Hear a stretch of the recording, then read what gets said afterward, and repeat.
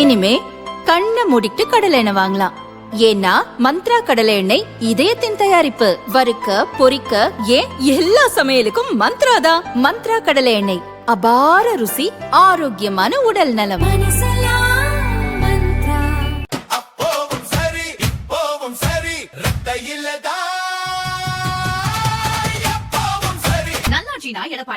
வாக்களிப்பீர் இரட்டை இலைக்கே.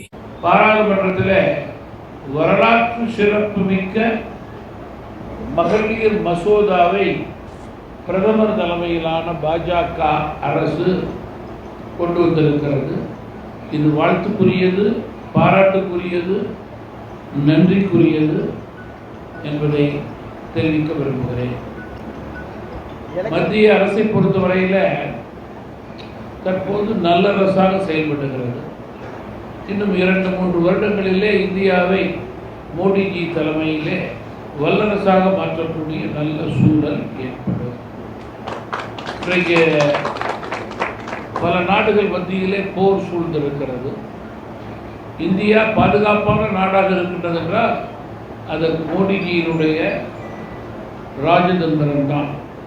கோவிட்டுக்கு பிறகு வளர்ந்த நாடுகள் கூட இன்னும் வளர்ச்சி அடையாமல் குன்றி போய் இருக்கின்ற நேரத்தில் 140 கோடி மக்கள் தொகை கொண்ட இந்தியா என்னாகும் என்ற கேள்விக்குறியில் இருந்தபோது அதை விடை கொடுக்க நான் தயார் என்று நம்முடைய பிரதமர் மோடி அவர்கள் பொருளாதாரத்தை இந்தியாவில் படிப்படியாக உயர்த்தி கொண்டிருக்கிறார். அது அவருடைய ஆளுமைக்கு எடுத்துக்காட்டு. ஏற்காலத்தை சொல்கிறேன் என்றால் மத்திய மாநில அரசுடைய இணக்கம் வருங்கால தமிழகத்தினுடைய வளர்ச்சி. தற்போது வலிமையான பாரதம் இருக்கிறது, வளமான தமிழகம் தேவை. தேர்தலுடைய கூட்டணி வெற்றிக்கு பிறகு அந்த வளமான தமிழகத்தை எடப்பாடியார் தலைமையிலே ஏற்படுத்தும். இந்த தொகுதியை பொறுத்தவரையில் இந்த தொகுதியினுடைய அவினாஷி தொகுதி இன்னும் பல்வேறு துறையில் வளர்ச்சி அடைய வேண்டிய காலகட்டம் நெருங்கி கொண்டிருக்கிறது. அதற்கு சரியான தலைமை தேவை, அனுபவமிக்க தலைமை தேவை. அத்தகைய உயர்ந்த தலைமையை நம்முடைய அமைச்சர் எல் முருகன் ஏற்படுத்துவார்.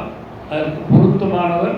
இந்த பகுதி மக்களுடைய சுகதுக்கங்களிலே ஏற்கனவே பங்கு கொண்டு தன்னுடைய ஈடுபாட்டிலே இருப்பவர்.